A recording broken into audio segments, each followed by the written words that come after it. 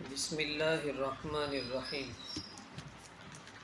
محترم مکرم بزرگ و عزیز و گزشتہ سبق میں ہم نے فجر کی نماز کے وقت کے بارے میں سنا۔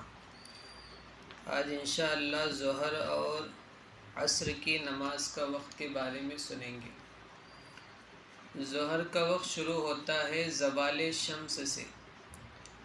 زوال شمس کس کو کہتے ہیں؟ جب صبح سورج طلوع ہوتا ہے تو ایک وقت دوپہر میں ایسے آتا ہے کہ سورج بلند ہوتے ہوتے برابر اپنے سر کے اوپر ہوتا ہے۔ یہ تقریباً 12:20، آج کل 12:20 کا وقت چل رہا ہے۔ اس کو استوائے شمس کہتے ہیں، یعنی اب سورج برابر سر پر ہے۔ پھر یہاں سے یہ دوسرے جانب اترنے شروع ہوتا ہے۔ اس اترنے کو کہتے ہیں زوال۔ تو یہ جس وقت سر پر تھا اس وقت نماز نہیں ہے، جیسے ہی وہ اترنے شروع ہو جائے اس وقت ظہر کی نماز کا وقت شروع ہو جاتا ہے۔ اس کو زوال شمس کہتے ہیں۔ ظہر کا وقت رہتا کب تک ہے؟ جب یہ سورج سر پر تھا اس وقت ہر چیز کا سایہ برابر اس کے برابر تھا۔ صبح جب سورج نکلتا ہے تو ہر چیز کا سایہ اس کے دوسرے جانب پھیلا ہوا ہوتا ہے۔ جیسے جیسے سورج چڑھنے لگتا ہے یہ سایہ سمٹنے شروع ہوتا ہے۔ پھر 12:20 پر، یعنی جب سورج اپنے سر پر ہے، یہ گھٹنا ختم ہو کر بند ہو جاتا ہے۔ اب سایہ اتنا ہے جتنی یہ چیز ہے، اس کو اصلی سایہ کہتے ہیں۔ پھر 12:20 کے بعد جب سورج نیچے کی طرف اترنے شروع ہوتا ہے تو یہ سایہ بڑھنے لگتا ہے۔ تو اب ظہر کا وقت کب تک ہے؟ اس اصلی سائے کے علاوہ اور 2 سائے بن جائے اس وقت تک ظہر کا وقت رہتا ہے۔ مثلا 12:20 پر یہ 6 انچ کا تھا تو اس کے 18 انچ ہو جائے، یعنی 6 کے بعد 12 انچ اور 6 جیسے 2 اور۔ یہ کب ہوتا ہے؟ آج کل یہ 4:55 پر ہو رہا ہے۔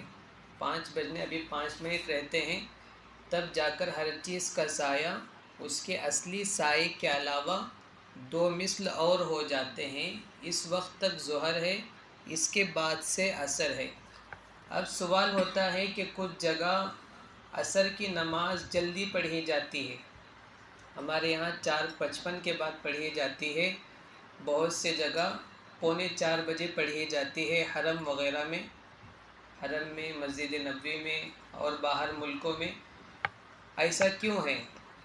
ایسا اس لیے ہے کہ آپ صلی اللہ علیہ وسلم کو نماز کے اوقات بتلانے کے لیے حضرت جبریل علیہ السلام 2 دن آپ صلی اللہ علیہ وسلم کی امامت کیے ہیں، نماز پڑھائے ہیں۔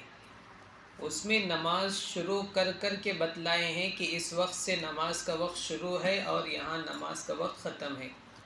تو پہلے دن حضرت جبریل علیہ السلام نے عصر کی جو نماز پڑھائی وہ 3:45 پر پڑھائی، یعنی جب ہر چیز کا سایہ اس کے اصلی سائے کے علاوہ ایک مثل تھا، یعنی 6 انچ کے بعد 12 انچ بنا ہوا تھا، یہ 3:45 بجے ہوتا ہے۔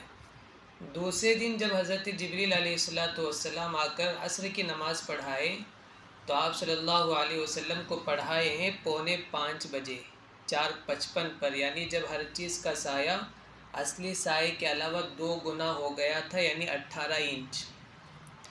تو امام ابو حنیفہ رحمۃ اللہ علیہ نے اس دوسرے دن والے وقت کو لیا ہے، یعنی 4:55۔ باقی تینوں ائمہ نے، یعنی امام شافعی، امام احمد بن حنبل، امام مالک رحمۃ اللہ علیہ نے پہلے دن والے وقت کو لیا ہے کہ ظہر کا وقت بس 3:45 تک ہے، 3:45 کے بعد سے عصر کا وقت شروع۔ امام صاحب نے دوسرے دن کے وقت کو لیا کہ عصر کا وقت تب شروع ہوگا جب ہر چیز کا سایہ اس کے اصلی سائے کے علاوہ 2 گنا ہو جائے، تب ظہر ختم عصر شروع۔ تو اس لیے یہ کچھ الگ دیکھنے میں ملتا ہے کہ کچھ لوگ جلدی پڑھتے ہیں، کچھ لوگ تاخیر سے پڑھتے ہیں، دونوں حدیثیں ہی ہیں لیکن حدیث کو لینے میں کچھ چیزوں کی وجہ سے فرق ہو جاتا ہے۔ عصر کا آخر وقت ہے جب سورج غروب ہونے لگ جائے۔ افضل تو یہ ہے کہ جب سورج پیلا ہونے لگے اس کے آس پاس میں نماز پڑھ لیں، اس سے زیادہ تاخیر نہیں کرنی چاہیے۔ ہاں بالکل آخر